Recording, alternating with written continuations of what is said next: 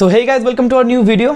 And आपको पता है कल बैलन डी नाइट था एंड लियोनेल मेसी ने 8th बैलन डी अपने लाइफ का कंफर्म कर लिया and he is the ultimate GOAT now, right. And 8 Ballon D, और मुझे नहीं लगता है अपने फुटबॉल हिस्ट्री में कोई 4 भी बैलन डी या 3 या 4 बैलन डी बैक टू बैक जीत सकता है अपने करियर में। ये तो 8 बैलन डी हो गया, तो ये कहना जायज़ होगा।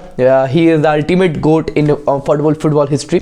लेकिन जब बैलन डी आता है तो कहीं ना कहीं डिबेट पैदा होता है, बहुत हेट पैदा होता है कि किसको मिलना चाहिए या फिर किसको नहीं मिलना चाहिए। बहुत सारे फैंस के अंदर क्लैशेस होते हैं, इसको मिलना चाहिए था या फिर इसको मिलना चाहिए था।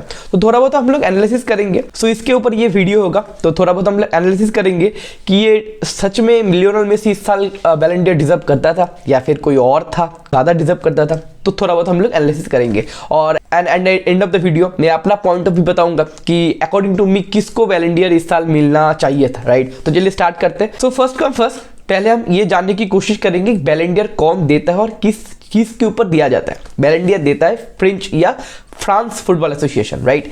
और किस चीज के ऊपर दिया जाता है, मोटा मोटी करके 3 कैटेगरी होते हैं। पहला कैटेगरी कि अपना जो पोजीशन है, आपके पोजीशन में आपको बेस्ट प्लेयर बनना पड़ेगा ऑल ओवर वर्ल्ड में उस सीजन में।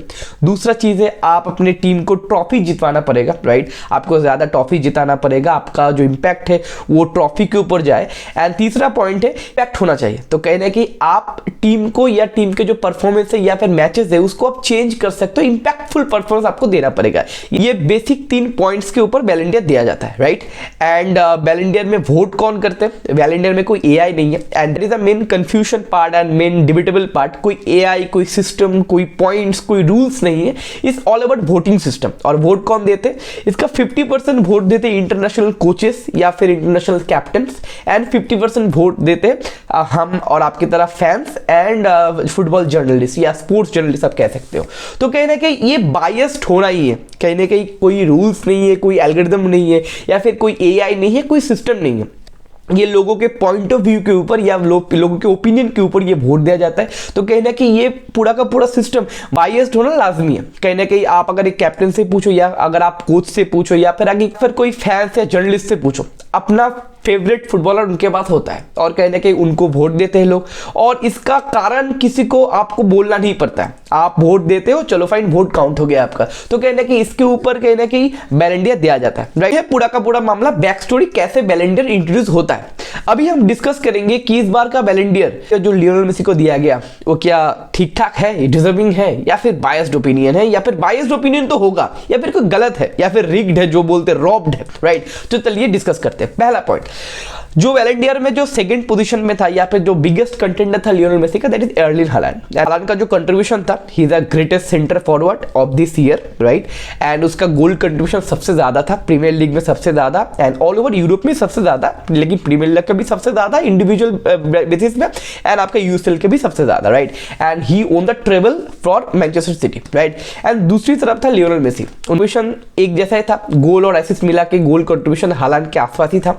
एंड उनके पास था आपका वर्ल्ड कप एंड फाइनलिसिमा एंड कहीं ना कहीं पीएसजी से उन्होंने लीग जीता था। लेकिन आप दोनों का जो गोल कंट्रीब्यूशन है आप उनको एक नहीं कह सकते, क्योंकि एक बंदा खेलता है प्रीमियर लीग में और एक बंदा खेलता था लीगा 1 में। कहीं ना कहीं आप प्रीमियर लीग में आपको फेस करना पड़ता था Liverpool, Arsenal, United, Newcastle United, Chelsea, Tottenham, और लीगा 1 में आपको पता है। तो दोनों के गोल आपको कंपेयर नहीं करना चाहिए। आपको पता है कि क्वालिटी में जमीन आसमान का फर्क है। एंड यूसीएल में कहीं ना कहीं लियोनेल मेसी बहुत गंदी तरीके से बाहर हुआ था बायर्न म्यूनिख से क्वार्टर फाइनल में।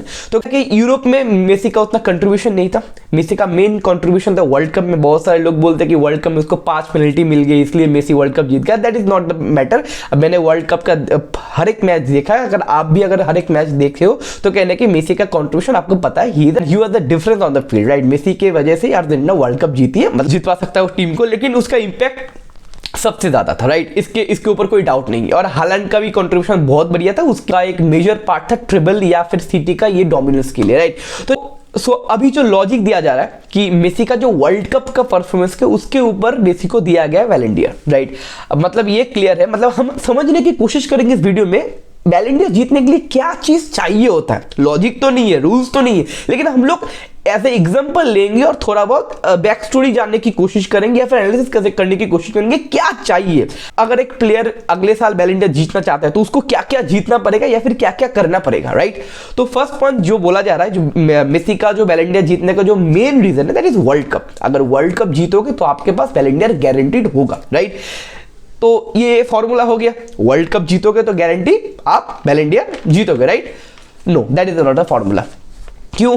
क्योंकि इसको डिटेल्स में जानने के लिए हमको जाना पड़ेगा 2010 में। 2010 में अगेन बैलन डी मिला था मेसी को, उसका थर्ड या फोर्थ, आई थिंक थर्ड बैलन डी था, राइट। उसमें एक नंबर पे था मेसी, दूसरे नंबर पे था आंद्रे इनिएस्टा और तीसरे नंबर पे था जावी हर्नांडेस, राइट, जो अभी बार्सिलोना का कोच है। उस ईयर में मेसी ने जीता था ला लीगा और ला लीगा का टॉप स्कोरर था, right, fine, okay fine. Andre Iniesta भी बार्सिलोना से खेलता था तो कहना कि उसने भी ला लीगा जीता, राइट। जावी भी बार्सिलोना से था तो कहना कि वो भी ला लीगा जीता, राइट। लेकिन आंद्रे इनिएस्टा, जावी स्पेन में खेलते थे और 2010 में स्पेन ने वर्ल्ड कप जीता था। और फाइनल में आपको पता है, शायद अगर आप फुटबॉल देखते हो, फाइनल में जो एकमात्र जो गोल था वो इनिएस्टा का स्कोर किया गया गोल था, एंड उसके लिए स्पेन ने अपना फर्स्ट टाइम वर्ल्ड कप जीता था इनिएस्टा के गोल से। सो बैलन डी तो जीतना चाहिए इनिएस्टा को, या फिर अपने जावी, वो स्पेन टीम का सबसे इंपॉर्टेंट खिलाड़ी था, बैलन डी जीतना चाहिए जावी को, या फिर आप गोल स्कोरिंग बोलना चाहते हो तो चलो फॉर इनिएस्टा को। लेकिन मिला नहीं। एक और खिलाड़ी भी था जो बंदा उस सीजन 5 ट्रॉफी जीता था विथ ट्रेबल, एंड उसका टीम वर्ल्ड कप फाइनल में जाके हारा था। दैट इज नेदरलैंड का खिलाड़ी था वेस्ली स्नाइडर, जो इंटर मिलान से उस टाइम पे उस साल 5 ट्रॉफी जीता था विथ ट्रेबल, फाइनल में खेला था वर्ल्ड कप में। लेकिन इस सबको साइड में रखते हुए बैलन डी मिला था लियोनेल मेसी को, and Wesley Sneijder sadly first 3 rank पे भी नहीं था after achieving the treble and after completing the 5 trophies. तो ये तो लॉजिक नहीं है कि वर्ल्ड कप इज अल्टीमेट, क्योंकि मैंने ये प्रूव कर दिया कि वर्ल्ड कप जीतोगे, वर्ल्ड कप के फाइनल में गोल भी करोगे, भी आपको बैलन डी नहीं मिल सकता। तो आप अगर बोलोगे ठीक है, अच्छा तो गोल करना पड़ता है, सिर्फ वर्ल्ड कप जीतने में ये चीज नहीं है, मेसी का गोल्स बहुत ज्यादा है, वर्ल्ड कप तो है, उसके बाद गोल्स है, इसलिए मेसी को बैलन डी दिया गया। चलो फाइन, तो इसके लिए जाना पड़ेगा हम लोगों को 2018 में बैलन डी मिला लुका मॉड्रिच को। उसके पास क्या परफॉर्मेंस था, उन्होंने यूसीएल जीता था एंड वर्ल्ड कप फाइनल में लेके गए थे, उनका इंपैक्ट बहुत बढ़िया था। फाइनल में जाके उतना कुछ हासिल नहीं हुआ क्योंकि बहुत गंदा तरीके से डिफीट झेलना पड़ा फ्रांस के खिलाफ 4-1 से फाइनल, राइट। दूसरी तरफ था क्रिस्टियानो रोनाल्डो। 2018 रोनाल्डो के लिए one of the biggest year था, क्योंकि 44 गेम्स में बंदे ने 44 गोल स्कोर किए थे, मतलब पर match 1 goal is one of the biggest record. कहने के इसको इग्नोर करके बैलन डी दिया गया लुका मॉड्रिच को, तो ये तो प्रूव हो गया। तो ज्यादा गोल करोगे तो आपको बैलन डी नहीं मिलेगा। आप बोलोगे ठीक है फाइन, ये गोल वोल का चक्कर नहीं है, आपको इंपैक्ट खतरनाक होना चाहिए कि आपको इंपैक्टफुल प्लेयर बनना पड़ेगा, उस ईयर का आपका परफॉर्मेंस खतरनाक हो। तो चलिए फाइन, थोड़ा बहुत एनालिसिस करते हैं। पहले जाते हैं 2006 में बैलन डी मिला था कैनावेरो को। उसने जीता था क्या, वर्ल्ड कप। क्या वर्ल्ड कप टीम इटली जो जीता था उसमें क्या सबसे इंपॉर्टेंट प्लेयर कैनावेरो था? नहीं, सबसे इंपॉर्टेंट प्लेयर कैनावेरो नहीं था, लेकिन कैनावेरो जीता था, लेकिन वो खेलता था रियल मैड्रिड से। उसने क्या मेजर ट्रॉफी जीते थे बड़े बड़े? नहीं। टाइम पे सबसे इंपैक्टफुल प्लेयर था उस साल का रोनाल्डिनो गाउचे, जो बार्सिलोना से खेलता था और उसने ला लीगा जीता था। उसने 14 साल बाद बार्सा को यूसीएल जिताया था और यूसीएल और ला लीगा का सेकंड टॉप हाई स्कोरर था और उसका इंपैक्ट खतरनाक था। ही was the best player in the planet that time. 2006 impact खतरनाक, आग उगल रहा था, आग मूत रहा था बंदा, राइट। लेकिन बैलन डी मिला नहीं मिला। किसको मिला बैलन डी? कैनावेरो को मिला। क्यों? पता नहीं। वर्ल्ड कप जीता था, वर्ल्ड कप तो बूफो भी जीता था या वो इटली की और भी प्लेयर जीता था, लेकिन बैलन डी मिला कैनावेरो को। बहुत सारे लोग बोलते हैं रियल मैड्रिड से खेलता है बंदा इसलिए कैनावेरो को मिला, हो सकता है। अभी 2018 में भी एक पॉइंट था, मैं बोलना भूल गया। 2018 में रियल मैड्रिड से क्रिस्टियानो रोनाल्डो जुवेंटस गया था, तो कहना कि बहुत सारे लोग ये बात बोलते हैं कि रियल मैड्रिड को छोड़ के जुवेंटस गया था इसलिए पापा पेरेज ने कंट्रोल कर दिया, राइट। ये भी बातचीत होता है। तो चलिए फाइन, तो इसमें तो प्रूव हो गया कि आप अगर इंपैक्टफुल परफॉर्मेंस देते हो तो भी आपको बैलन डी नहीं मिल सकता है। लेकिन आप बोलोगे चलो फाइन, तो इंपैक्ट से नहीं मिलता, क्योंकि वर्ल्ड कप में इंपैक्ट बोलो तो 2014 में मैनुअल नॉयर भी कंटेंडर में था, लेकिन 2014 का बैलन डी मिला क्रिस्टियानो रोनाल्डो को। तो कहना कि इंपैक्ट से तो बैलन डी नहीं मिलता। अब अगर आप बोलोगे नहीं इम्पैक्ट नहीं सर, एक खतरनाक इम्पैक्ट, वर्ल्ड रिकॉर्ड इम्पैक्ट करना पड़ता है, आप पूरा चकनाचूर कर दे अपने परफॉर्मेंस से, ऐसा परफॉर्मेंस करना पड़ता है फिर आपको बैलन डी मिलता है। चलो फाइन, हम चले जाते 2 साल पहले 2021 में बैलन डी मिला किसको? लियोनेल मेसी को। उसके बाद क्या था? एक trophy, just Copa del Rey, and वो ला लीगा का आपका हाई स्कोरर था, गोल्डन बूट था ला लीगा का, राइट। दूसरी तरफ रॉबर्ट लेवेंडोव्स्की, उसके पास था बुंडेसलीगा, उसके पास था डिपोकल, उसके पास था क्लब वर्ल्ड कप, और क्लब वर्ल्ड कप में फाइनल में उसने 2 गोल भी डाले थे, right. And he was the top scorer of Europe, उसने यूरोप का गोल्डन बूट जीता था, लेकिन मिला किसको? मेसी को। बहुत वर्ल्ड रिकॉर्ड इंपैक्ट मिला? नहीं मिला बैलन डी। अब 2021 की बात करें, उसमें अगर ट्रॉफी आप काउंट करो तो वहाँ पे एक और कंटेंडर था, दैट इज जॉर्जिनो। उसके बाद यूरो था, उसके बाद यूसीएल भी था, लेकिन उसको भी नहीं मिला। मिला अगेन लियोनेल मेसी को। अभी तक अगर आप ये वीडियो देख रहे हो तो अगला जो पॉइंट मैं बोलने जा रहा हूँ, या अगला जो बैलन डी ईयर में आपको बोलने जा रहा हूँ, that is a drastic, and आपको इस एग्जाम्पल से क्लियर हो जाएगा कि बैलन डी किसके ऊपर दिया जाता है, एंड दैट इज 2013। 2013 में कोई इंटरनेशनल टूर्नामेंट नहीं था, तो लॉजिक बहुत सिंपल था कि अपने क्लब से खेलो, क्लब को जिताओ, लीग जिताओ या फिर यूसीएल जिताओ या गोल वोल स्कोर करो, आपके लिए बैलन डी कंफर्म है। Simple as that? नहीं, उतना सिंपल नहीं था। 2013 में बैलन डी मिला था क्रिस्टियानो रोनाल्डो को, और उसने एक भी मेजर ट्रॉफी विन नहीं किया। और दूसरी तरफ सबसे जो जबरदस्त कंटेंडर था, that is Franck Ribery. He won treble from Bayern Munich and 6 में से 5 ट्रॉफी जीते, ऑलमोस्ट एवरीथिंग ही वोन दिस ईयर। लेकिन बैलन डी मिला किसको? क्रिस्टियानो रोनाल्डो को। क्यों? ये रास्ता तो उसी के साथ ही चला गया। तो कहने के मैं ये बोलना चाहता हूँ, don't take it seriously this kind of award.